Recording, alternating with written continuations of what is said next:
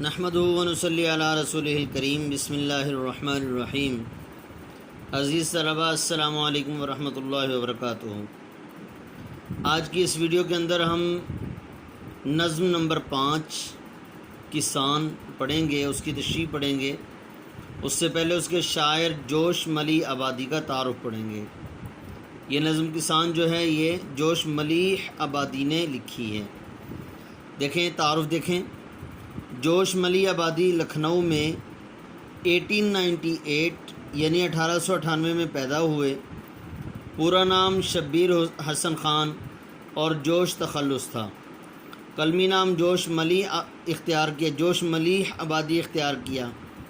ان کے خاندان میں علم و ادب کی روایت موجود تھی۔ ان کے دادا بھی شاعر تھے۔ جوش نے عربی اور فارسی کی ابتدائی تعلیم گھر ہی میں حاصل کی۔ ان کا گھرانہ مالی طور پر آسودہ تھا۔ آسودہ خوشحال مطلب یہ مالدار گھرانے سے تعلق رکھتے تھے۔ سینٹ پیٹر کالج آگرہ اور علی گڑھ کالج میں زیر تعلیم رہے، پھر سینئر کیمبرج سے آگے نہ بڑھ سکے۔ اوائل ابتدا میں یعنی شروع میں رابندر ناتھ ٹیگور سے متاثر تھے، اس سے کافی امپریس ہوئے یہ، اس لیے ان کی شاعری میں ٹیگور کے اثرات ملتے ہیں۔ 1924 یعنی 1924 میں حیدرآباد دکن جا کر عثمانی یونیورسٹی کے دارالترجمہ سے وابستہ ہوئے اور تقریباً 13 سال تک وہاں ملازمت کی۔ بعد ازاں متعدد ادبی رسالوں کے مدیر رہے، ایڈیٹر۔ جوش نے فلموں کے لیے گیت بھی لکھے۔ 1956 یعنی 1956 میں پاکستان آ گئے اور ترقی اردو بورڈ کراچی سے منسلک ہو گئے، یعنی اس کے ساتھ وابستہ ہو گئے۔ عمر کا آخری زمانہ اسلام آباد میں گزارا۔ جوش زبان و بیان پر ماہرانہ دسترس رکھتے تھے، صلاحیت رکھتے تھے۔ الفاظ کے دروبست پر انہیں قدرت حاصل تھی۔ دروبست مطلب یہ ہے کہ ان کے الفاظ کے مشکل ترین الفاظ کے حل کا آسان طریقہ بھی ان کو آتا تھا کہ مشکل الفاظ کو کیسے حل کیا جائے اور کیسے ان کو آسان طور پر لکھا جائے۔ رومانوی شاعری ان کا امتیاز ہے۔ رومانوی کے 2 معنی ہیں، ویسے تو کئی معنی ہیں لیکن دونوں معنوں میں استعمال ہو سکتا ہے۔ رومانوی فرضی کہانی کو بھی کہتے ہیں، فرضی داستان کو، اور عشق و محبت سے متعلق داستان، اس کو بھی رومانوی کہتے ہیں۔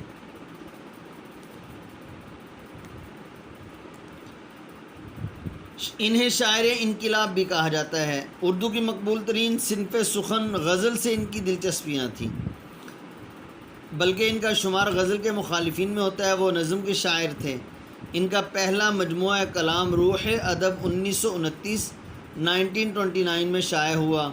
دیگر مجموعوں میں شعلہ و شبنم، حرف و حکایت، سنبل و سلاسل، جذبات فطرت، سرود و خروش، شاعر کی راتیں وغیرہ شامل ہیں۔ جوش کی خود نوشت یادوں کی بارات ان کی مخصوص اسلوب نثر کا مجموعہ ہے۔ جی پہلا شعر: جھٹ پٹے کا نرم رو دریا، شفق کا اضطراب، کھیتیاں میدان خاموشی غروب آفتاب۔ جھٹ پٹا صبح کے وقت اور شام کے وقت دونوں کو کہتے ہیں، یعنی اس کا اصل معنی یہ ہے جب سورج نکل رہا ہو یا سورج غروب ہو رہا ہو اس کو جھٹ پٹا کہتے ہیں، لیکن یہاں پر شام کا وقت مراد ہے۔ نرم رو نرمی سے، خاموشی سے بہنے والا۔ شفق شام کے وقت آسمان پر جو سرخی پھیلتی ہے اس کو شفق کہتے ہیں۔ سورج غروب ہو رہا ہوتا ہے مغرب کے قریب اور آسمان کے بالکل کناروں پہ سرخ رنگ پھیل جاتا ہے، اس کو شفق کہتے ہیں۔ شاعر جوش ملیح آبادی اس شعر کے اندر، نظم کسان کے پہلے شعر کے اندر شام کا منظر بیان کر رہے ہیں۔ شاعر کہتے ہیں اصل میں اس نظم کے اندر شاعر کسان کو خراج تحسین پیش کرتے ہیں، کسان کی تعریف اور اس کو سلام پیش کر رہے ہیں کہ جھٹ پٹے کا نرم رو دریا، یعنی شام کا وقت ہوتا ہے اور دریا بھی بڑی خاموشی کے ساتھ بہہ رہا ہوتا ہے۔ اب اس کی دن کے وقت دیکھا جائے سمندر کو یا دریا کو تو اس کی لہریں جو ہیں بڑی جوش مار رہی ہوتی ہیں، بعض دریا جو ہے بڑے شور کرتے ہیں، خاص طور سے سمندر کی لہریں بڑی شور کر رہی ہوتی ہیں، لیکن جس وقت شام کا وقت آتا ہے اس وقت شام کے وقت میں جو دریا ہے بالکل خاموش ہو جاتا ہے اور اس کی لہریں بھی گویا کہ سو جاتی ہیں، کوئی پتہ ہی نہیں چلتا کہ یہاں پر کسی وقت میں دریا بھی بہتا تھا یا نہیں، اور بالکل دھیمے دھیمے آہستہ آہستہ جو ہے اس کا پانی چل رہا ہوتا ہے۔ اور شفق کا اضطراب کہتے ہیں بے چینی کو، یعنی جو شام کے وقت سرخی آسمان کے کناروں پر پھیلتی ہے وہ بھی بڑی ہی بے چین ہوتی ہے۔ کس لیے بے چین ہوتی ہے؟ کہ وہ بے چین اس لیے گویا کہ ہوتی ہے کہ کسی نہ کسی طریقے سے یہ جو خاموشی کا منظر ہے یہ ختم ہو جائے۔ کھیتیاں، میدان، خاموشی، غروب آفتاب، یعنی کھیتوں میں دیکھو وہاں بھی خاموشی، میدان دیکھو وہاں بھی خاموشی، غروب آفتاب، سورج غروب ہو رہا ہوتا ہے، ہر طرف سناٹا ہی سناٹا چھایا ہوا ہوتا ہے، گویا کہ ایک طرف ہر طرف جو ہے وہ خاموشی کا راج، اور ایسے لگ رہا ہوتا ہے جیسے ہر طرف خوف و ہراس پھیلا ہوا ہے، اور درخت کے پتے اور پرندے تمام کے تمام اللہ کی مخلوق جو ہے وہ گویا کہ سونے کی تیاریوں میں مصروف ہوتی ہے۔ شاعر اس موقع پر کہتے ہیں کہ دن کے ڈھلتے ہی اجڑ جاتی ہیں آنکھیں ایسے جس طرح شام کو بازار کسی گاؤں میں، دن کے ڈھلتے ہی اجڑ جاتی ہیں آنکھیں ایسے جس طرح شام کو بازار کسی گاؤں میں، یعنی شاعر کہتے ہیں کہ اکثر طور پر گاؤں کے اندر دیکھا جائے تو ہر طرف شام کے وقت اکثر طور پر دیہاتوں کے اندر خاموشی سی چھا جاتی ہے، جیسا کہ بالکل یہ گاؤں یہ شہر اجڑ چکا ہے، جیسے یہاں پر کوئی آباد ہی نہیں تھا۔ دوسرا شعر دیکھیں جی، یہ سماں اور قوی انسان یعنی کاشتکار، ارتقاء کا پیشوا تہذیب کا پروردگار۔ یہ سماں کہتے ہیں منظر کو، قوی انسان طاقتور انسان، تہذیب رسم و رواج، پروردگار بنانے والا، ارتقاء ترقی، پیشوا امام۔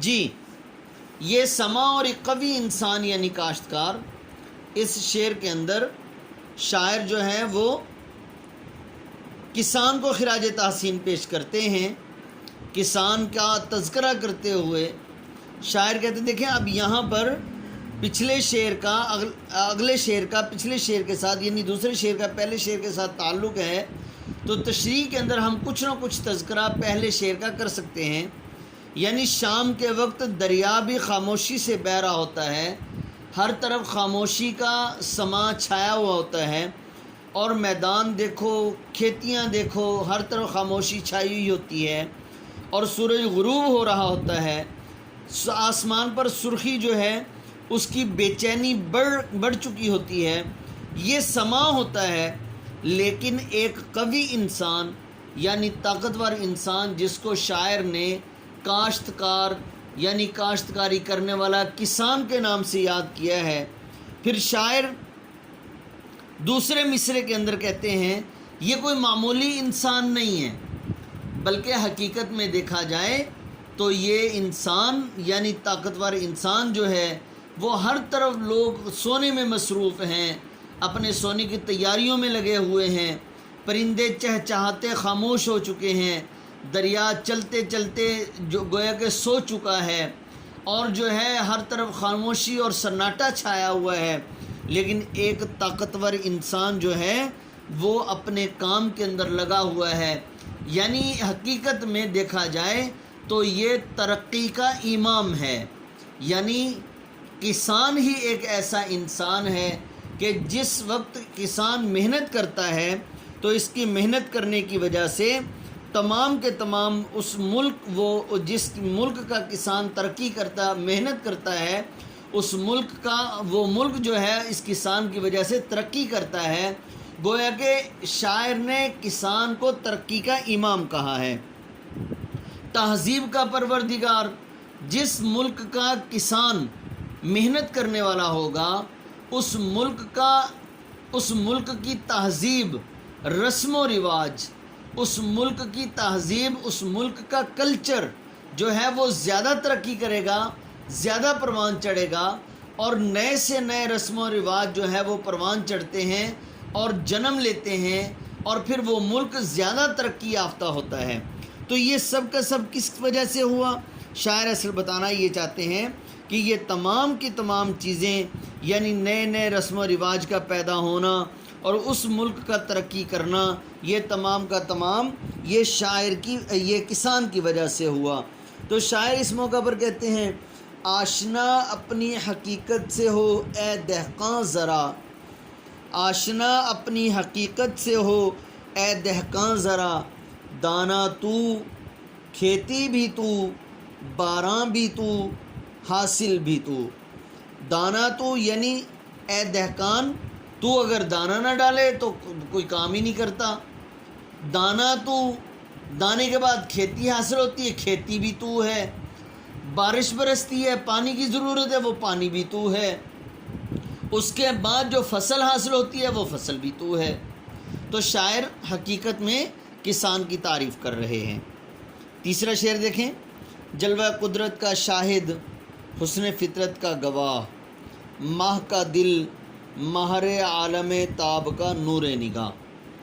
جلوہ قدرت اللہ تعالیٰ کا جلوہ، شاہد گواہ، حسن فطرت، فطرت کا حسن، خوبصورتی، ماہ چاند کو کہتے ہیں، ماہ کا دل یعنی چاند کی روشنی کا مرکز، مہر سورج کو کہتے ہیں، عالم تاب زمانے کا روشن ہونا، نور نگاہ اس کا معنی بھی مرکز ہوگا، مطلب سورج جو زمانے پر چمکنے والا ہے اس کا مرکز بھی کسان ہے۔ اس کا مفہوم دیکھ لیں،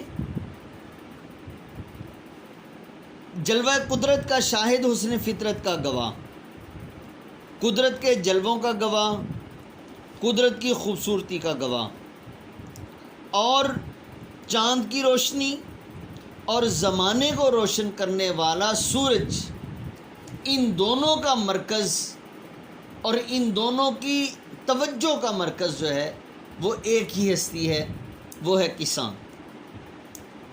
اس شعر کے اندر شاعر کسان کو خراج تحسین پیش کرتے ہیں، کسان کی تعریف کرتے ہیں۔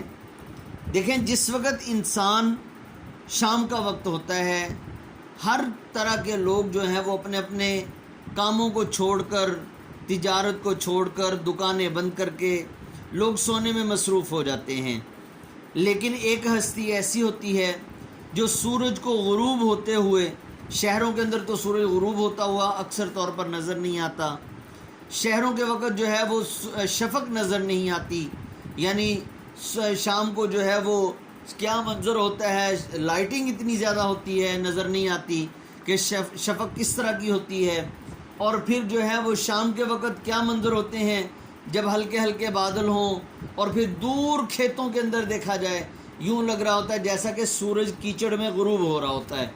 اب لگتا ظاہر میں یہی ہے، لیکن اب یہ منظر کہاں نظر آئے گا؟ یہ منظر حقیقت میں دیہاتوں میں نظر آتا ہے۔ تو شاعر نے یہ کہا کہ جلوہ قدرت کا شاہد، اللہ تعالیٰ کی قدرت کے جلوے، وہ ان کا گواہ، اپنی آنکھوں سے دیکھنے والا منظر جو ہے، اور جتنی بھی اس کی خوبصورتیاں ہیں فطرت کی، خدا کی خوبصورتیاں جو شام کے وقت خصوصی طور پر نظر آتی ہیں، ان کو دیکھنے والا اور ان کی گواہی دینے والا صرف ایک ہی ہستی ہے، وہ ہے کسان۔ کیوں؟ اس لیے کہ سارے کے سارے لوگ اپنے اپنے کاموں کے اندر مصروف ہو جاتے ہیں اور شہروں کے لوگ جو ہیں ان نعمتوں کو، ان مناظر کو دیکھنے سے محروم ہوتے ہیں۔ ماہ کا دل ماہر عالم تاب کا نور نگاہ، شام کے وقت دیہاتوں کے اندر عام طور پر بالکل اندھیرا چھا جاتا ہے، اور دیہاتوں کے اندر جب اندھیرا چھا جاتا ہے اس وقت ستاروں کا ٹمٹمانا اور چاند کا چمکنا، اور چاند کی روشنی کے کیا فوائد ہیں، اور پھر ستارے کس طرح سے چلتے ہیں، سیارے کس طرح سے چلتے ہیں، آسمان پر قدرتی طور پر کیا منظر ہوتا ہے، یہ تمام کے تمام مناظر دیکھنے والا ایک کسان ہی ہے۔ اور پھر اس کی توجہ کا مرکز اور چاند کی روشنی کا مرکز وہ کسان ہوتا ہے۔ پھر دن کے وقت چونکہ بالکل چٹیل میدان ہوتا ہے، چٹیل میدان اور اس کے اندر سبزہ ہوتا ہے، کھیتی اگی ہوئی ہوتی ہے، اور پھر وہاں پر جو ہے وہ اس سورج کے فوائد کیا ہوتے ہیں۔